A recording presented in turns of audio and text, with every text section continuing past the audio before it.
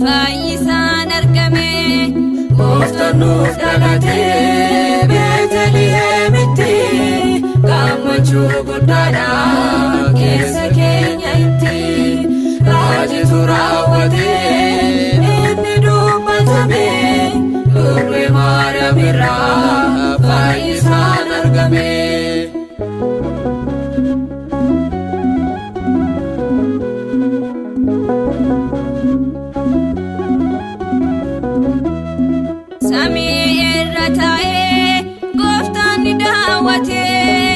Kan akka dubree eenyumaat argatee bultoo ilma isaaf ishee kan filatee Noheen kabachiisuuf ofiisaa salphatee Gooftanuuf dhalatee Beetlihemitti gammachuu guddaadha keessa keenya itti raajitu raawwatee inni dubbatame dubree Maariyaam irraa fayyisaan argame.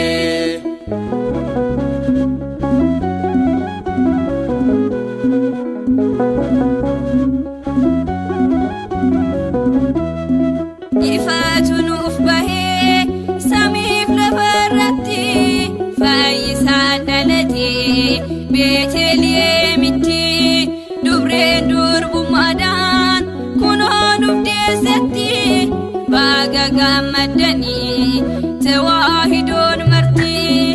Gooftanuuf dhalatee Beetlihemitti gammachuu guddaadha keessa keenya itti raajitu raawwatee inni dubbatame dubree Maariyaam irraa fayyisaan argame.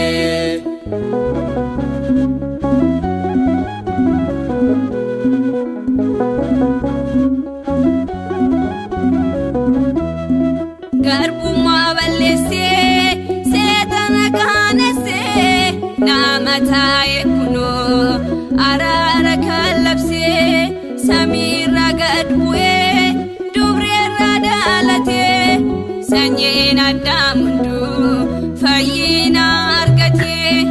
Gooftanuuf dhalatee Beetlihemitti gammachuu guddaadha keessa keenya itti raajitu raawwatee inni dubbatame dubree Maariyaam irraa fayyisaan argame.